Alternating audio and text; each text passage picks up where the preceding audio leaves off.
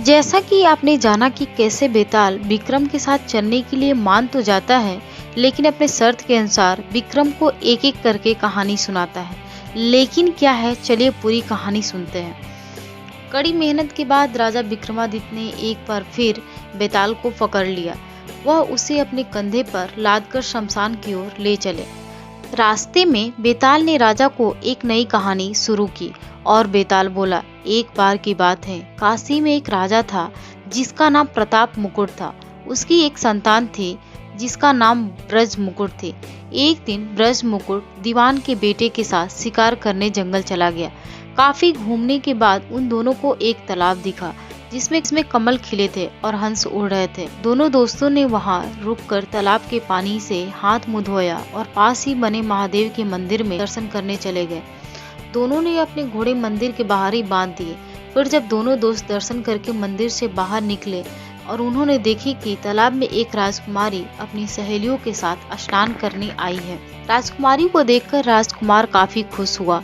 राजकुमार और राजकुमारी दोनों एक दूसरे को देखकर मोहित हो गए, जबकि दीवान का बेटा वहीं एक पेड़ के नीचे आराम करने लगा। राजकुमार को देखते ही राजकुमारी ने बालों में से एक कमल का फूल निकाला, कान से लगाया, दांतों से कुतरा, पैरों के नीचे दबाया और फिर अपनी छाती से लगाकर अपनी सहेलियों के साथ। उसके जाने के बाद राजकुमार काफी दुखी हुआ और अपने मित्र के पास लौटकर सारी बात बताई।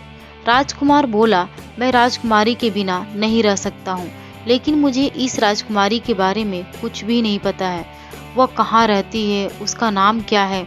दीवान के बेटे ने सारी बातें सुनी और राजकुमार को दिलासा देते हुए बोला, राजकुमार आप घबराइए मत, राजकुमारी ने सब कुछ बताया है। आश्चर्यचकित होकर राजकुमार ने पूछा, वो कैसे। दीवान के बेटे ने राजकुमार को बताना शुरू किया। राजकुमारी ने कमल के फूल को बालों से निकालकर कानों से लगाया, यानी राजकुमारी का कहना है कि वह कर्नाटक से है। दांत से फूल को कुतरा, मतलब उनके पिता का नाम दंतावट है।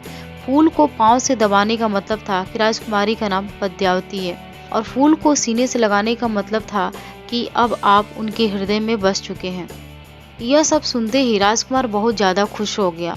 खुश होते हुए राजकुमार ने दीवान के बेटे से कहा कि मुझे कर्नाटक जाना है, मुझे वहां ले चलो। दोनों दोस्त कई दिनों तक घूमते फिरते कर्नाटक पहुंचे। जब वो दोनों राजमहल के निकट पहुंचे तो उन्हें एक चरखा चलाती बुजुर्ग महिला दिखी। महिला को देखते ही दोनों घोड़े से उतरे और उसके पास जाकर कहा, माई हम दोनों व्यापारी हैं, हम बहुत दूर से आए हैं, हमारा सामान अभी तक आया नहीं है, कुछ दिनों में हमारा सामान भी पहुंच जाएगा, हम दोनों को बस रहने के लिए थोड़ी सी जगह चाहिए। उनकी बातें सुनकर बुजुर्ग महिला की ममता जाग उठी। उसने कहा, बेटा इसे अपना ही घर समझो, जब तक मन करे यहाँ रह सकते हो। इसके बाद दोनों उसके घर में रहने लगे।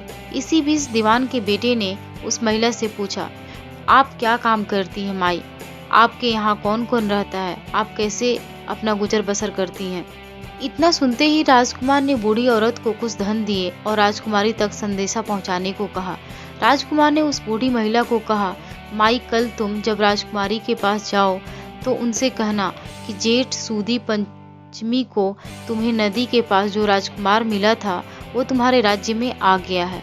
अगले दिन वो बूढ़ी औरत राजकुमार का संदेश लेकर राजकुमारी के पास गई। उस महिला की बात सुनते ही राजकुमारी गुस्सा हो गई।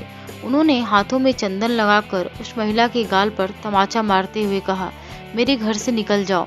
बूढ़ी औरत ने घर लौटकर राजकुमार को सारी बात बताई। महिला की बातें सुनकर राजकुमार चौंक गया।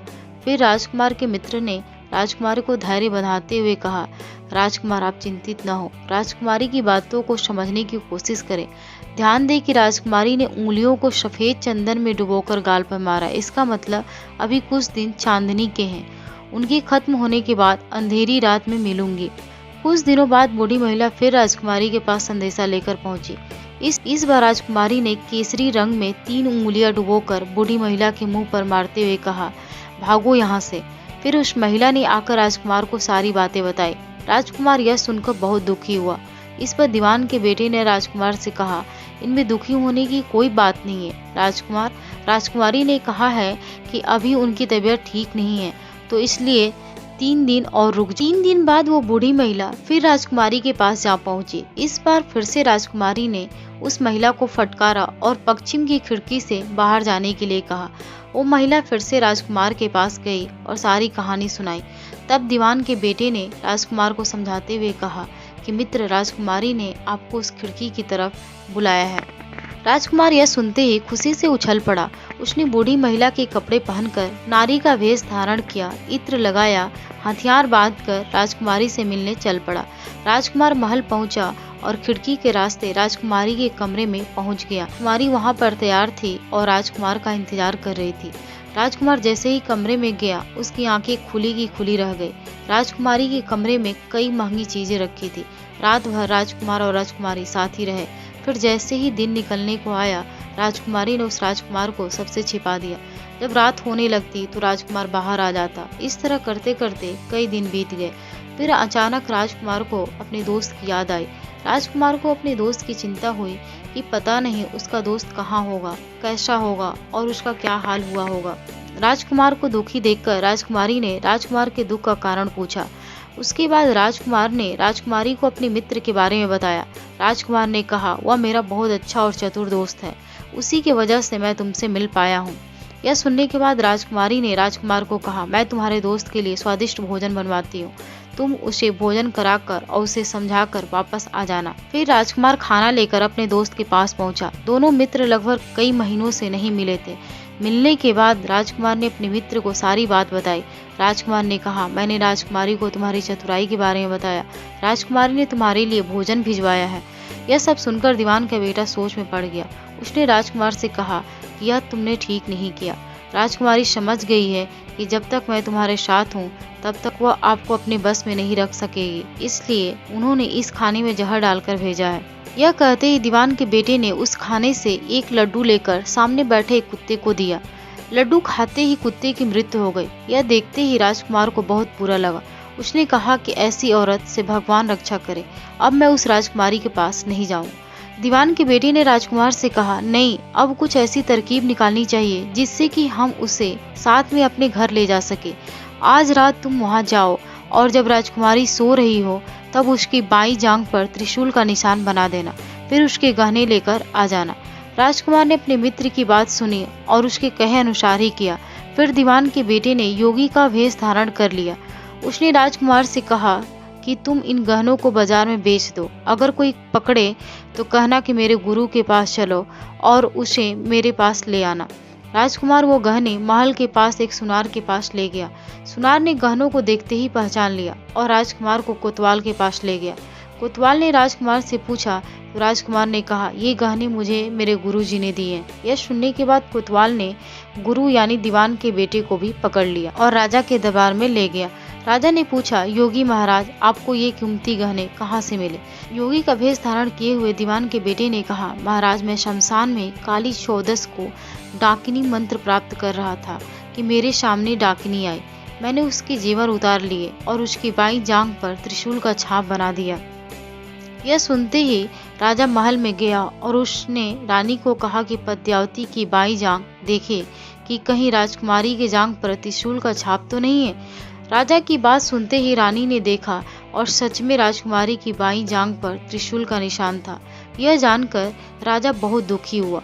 फिर राजा योगी के पास गए और कहा कि योगी, बताओ धर्म शास्त्र में बुरी औरतों के लिए क्या सजा है? योगी ने उत्तर दिया, ब्राह्मण, राजा, गौ, औरत, पुरुष और अपने राज्य में रहने वाले किसी से भी कोई बुरा काम हो जाए तो उसे राज्य से बाहर निकाल देना चाहिए। यह सुनते ही राजा ने पद्मावती को जंगल भेज दिया। वहाँ राजकुमार और दीवान का बेटा मौके के इंतजार में बैठे थे। राजकुमारी को अकेला पाकर दोनों उसे अपने नगर ले आए और खुशी खुशी रहने लगे। कहानी खत्म हुई और हर बार की तरह एक बार फिर से बैताल ने विक्रम से पूछा, तो राजन बताओ, इस कहानी में पापी कौन है? जल्दी बताओ राजन, वरना तुम्हारे सिर के टुकड़े टुकड़े कर दूंगा। विक्रम ने उत्तर देते हुए कहा, पापी राजा था क्योंकि दीवान के पुत्र ने अपने मालिक का काम किया। कोतवाल ने राजा का कहना सुना और राजकुमार ने अपनी इच्छा पूरी की। लेकिन इस कहानी में राजा पापी था।